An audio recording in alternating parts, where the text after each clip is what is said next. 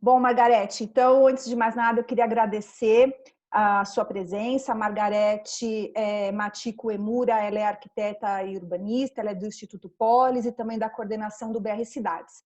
E obrigada por aceitar esse convite do Ondas para essa conversa sobre o documento Combate à Pandemia Covid-19 nas Periferias Urbanas, Favelas e junto a grupos sociais vulneráveis, propostas imediatas e estratégias de ação na perspectiva do direito à cidade e da justiça social. Esse documento ele foi assinado por dezenas de entidades, inclusive pelo Ondas. Então, para começar, eu queria que você explicasse um pouco como se deu a construção desse documento. Bom, obrigada pelo convite. É muito bom dialogar com vocês nesse momento tão difícil que a gente está passando.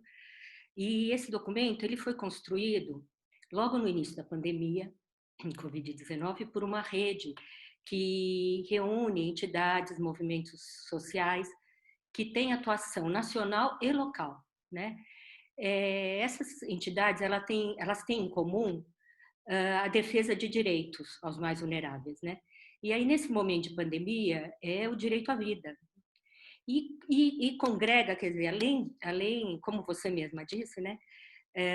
A gente reuniu dezenas de entidades para compor o, o documento e ele foi subscrito por quase uma centena de entidades e que congrega profissionais de diversas áreas, da saúde, da assistência, do urbanismo, da infraestrutura de maneira mais ampla, saneamento, mobilidade, habitação, né? E aqueles também que defendem as populações mais vulneráveis, comunidades tradicionais, moradores em situação de rua. Então, são agentes diversos e por isso o documento é tão rico, né? E a gente tem a participação de movimentos sociais que, na verdade, têm feito um trabalho incrível com a sua liderança e a organização que eles têm nas periferias, né? Então, as ações de solidariedade, na falta de um governo forte, ele tem salvado vidas. Então, a ideia do documento, aí falando do conteúdo, é trabalhar as questões imediatas, mas também as políticas estruturantes, porque ao compor o documento, a gente foi percebendo que questões imediatas, como não cortar a água das populações vulneráveis, tem a ver, numa medida mais ideal, em universalizar o saneamento. Então, assim, a gente percebeu que uma coisa é a gente exigir do governo, ou exigir das autoridades, ações imediatas para não aumentar o número de mortos. Mas é importante a gente ter uma perspectiva pós-Covid. Né? As políticas não foram implementadas, mas precisam ser implementadas em algum momento. Então, a gente reuniu e fez essa ponte entre o que é imediato e o que é estruturador. Certo.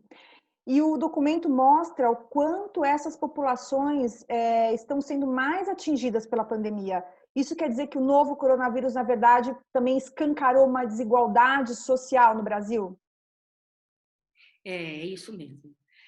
A pandemia, ela não atinge pobres e ricos da mesma maneira, né? Porque pobres e ricos não moram da mesma maneira.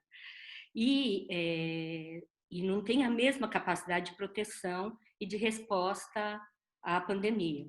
Então, isso escancarou o problema porque há muitas décadas, essas entidades que eu mencionei, né, elas têm brigado por uma política pública que atenda a essa população com políticas públicas adequadas, né? Claro, se a gente tivesse políticas públicas no combate à precariedade e à falta de infraestrutura, que atinge a maior parte da população, a gente teria um impacto muito menor da pandemia. E ela escancara porque o início da pandemia se deu nas grandes cidades, onde a desigualdade socioterritorial, né, que a gente diz, ela é maior. E quando atingiu esses territórios, o número de mortos cresceu exponencialmente. Então, a gente a gente, quando eu digo, é essa rede que luta pelo direito à moradia há muitos anos, uh, viu essa pauta que nunca foi atendida pelo Estado ser, ser colocada no sentido de ser discutida e debatida. Então, qual que é a pauta do direito à moradia? É a condição adequada de moradia, o que inclui habitação que tenha sua infraestrutura mínima, água, esgoto, luz, e etc. E isso a gente vê que é uma condição mínima para que a população, que o vírus não se prolifere, né?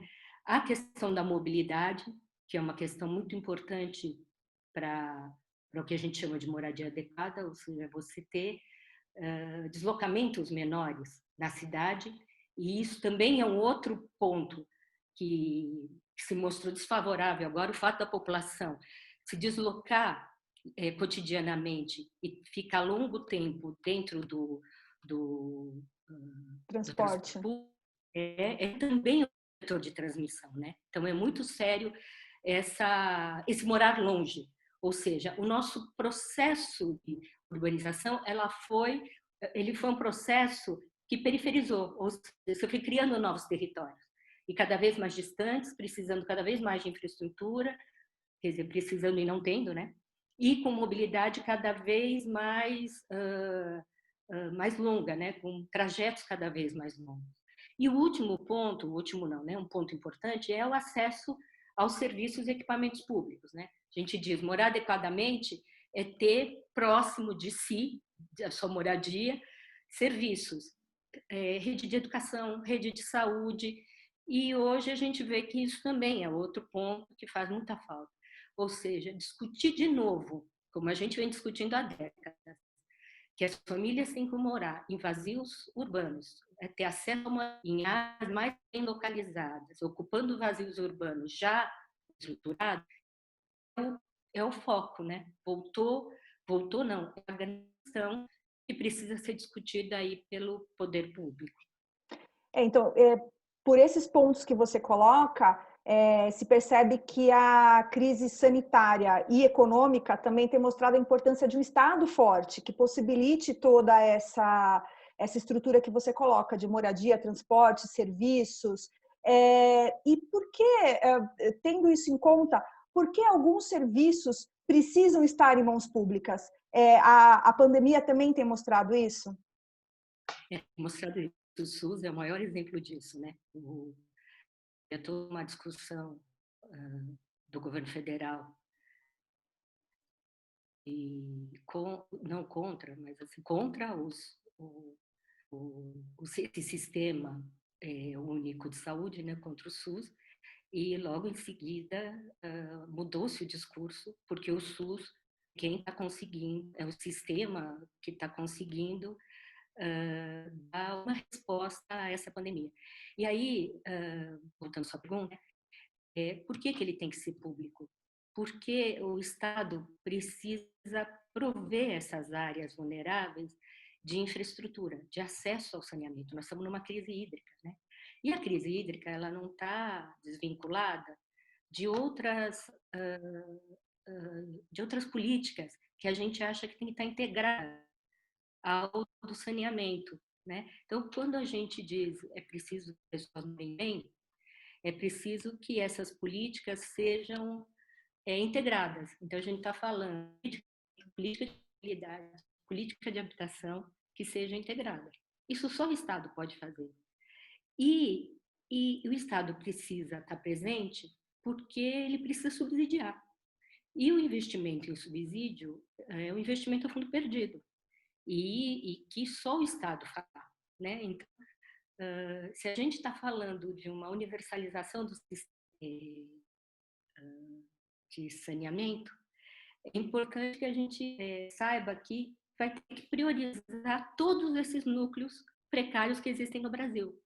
Ou seja, você tem um grande investimento, um cronograma, vamos dizer assim, que não é um cronograma para uma agência privada, é um cronograma para o Estado fazer. Ou seja, atender prioritariamente aqueles que mais precisam, né? E atender adequadamente. Porque uma coisa é chegar à água, outra coisa é ter regularidade dela, assim como regularidade de todos os na coleta de resíduos, né?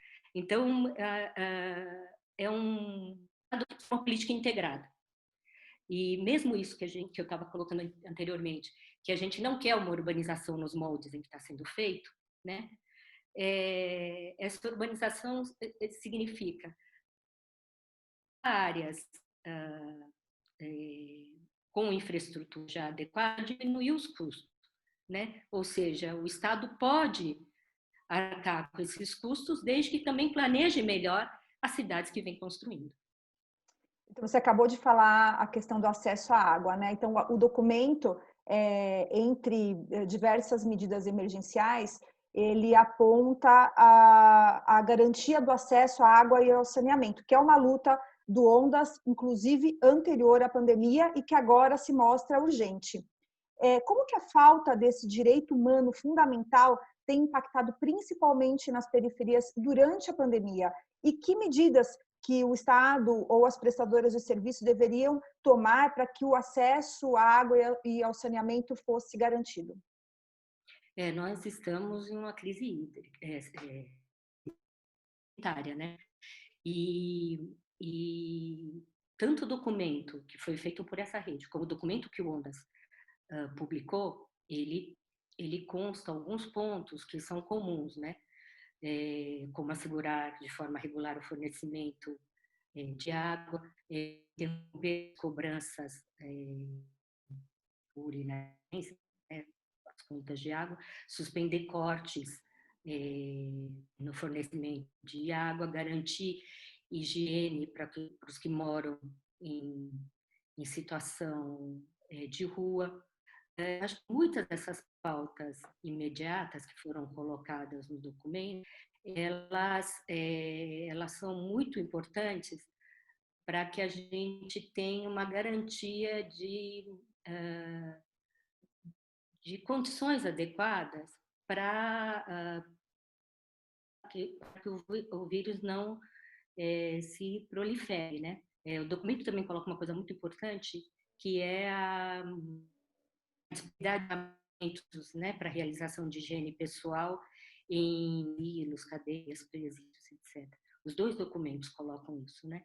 Então, acho que essas medidas imediatas, elas precisam estar na pauta de qualquer governo, né? E aí que eu acho que a gente tem um problema sério, porque os governos não estão dando o tom, né? As respostas dos governos, elas são desencontradas e elas acirram a produção de dados. O federal tem tomado medidas que vão no sentido contrário, né? Que não é do combate à pandemia, mas é do acirramento da produção das desigualdades. Então, a gente tem aí um desafio como entidades de consolidar e cobrar esses direitos para que eles sejam consolidados. A gente tem aí uma tarefa grande de discussão, de debates e de exigir do poder público a melhoria nessas condições, na condição de vida, quer dizer, diminuir esse abismo, essa desigualdade territorial que está, como você disse, escancarada, que foi escancarada isso. Tá certo, Margarete. Eu queria mais uma vez agradecer por essa entrevista que esclareceu pontos importantes que o Ondas vem discutindo e cobrando nesse momento de pandemia. Muito obrigada. Muito obrigada a vocês, foi um prazer. Viu?